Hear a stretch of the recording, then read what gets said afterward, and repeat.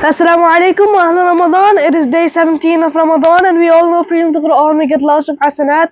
So I'm back with another surah and its translation. This is Surah Alam Nashrah. Bismillahir Rahmanir Rahim. Alam Nashrah laka sadrak. This is the first verse, and it says, have we not caused your bosom to be wide open for you? Wa wada'na anka wizrak. And we removed from you your burden. الذي أنقض ظهرك, that had almost broken your back. وَرَفَعْنَا لَكَ ذِكْرَكَ, and we raised high your name.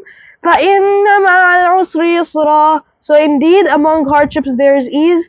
إِنَّ مَعَ الْعُسْرِ يُسْرًا, indeed among hardships there is ease. فَإِذَا فَرَغْتَ فَانصَبْ, so when you are free, toil hard.